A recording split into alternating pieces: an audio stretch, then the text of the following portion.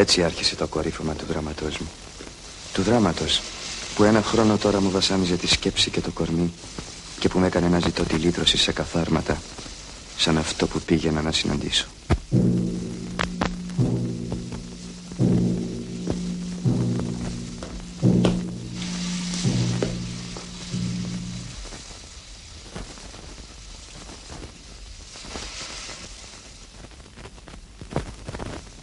Άργησες. Άρθε που εδώ. Έφερες τα λεφτά.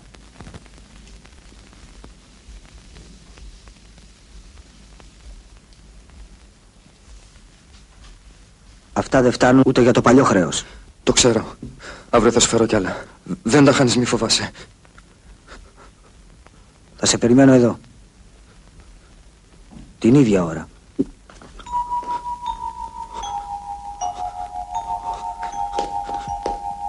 Πού πας?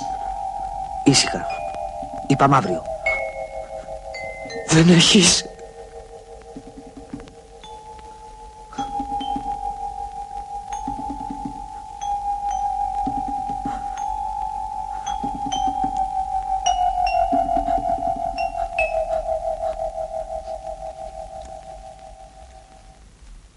Εντάξει. Αύριο. Σε παρακαλώ, δεν θα αντέξω σ' αύριο. Πρώτα τα λεφτά. Σου είπα δεν τα χάνεις, δεν θα αντέξω.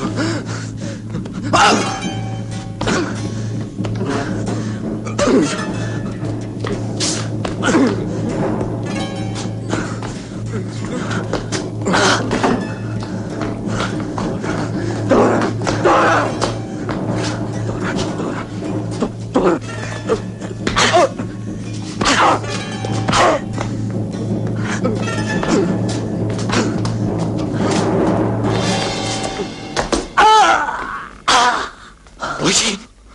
Όχι. Όχι. Όχι. Όχι. Όχι.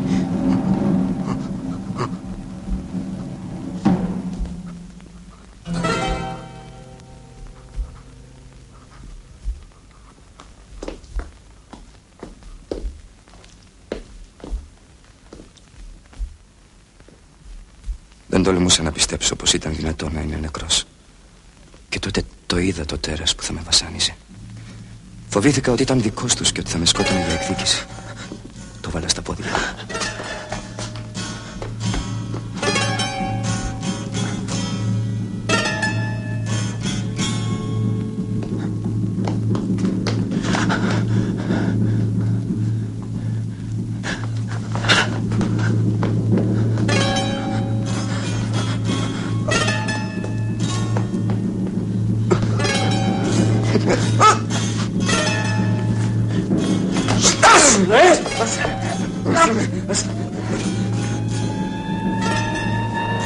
Πού πας? Από το βλάκερκο αυτοκίνητο. Έλα.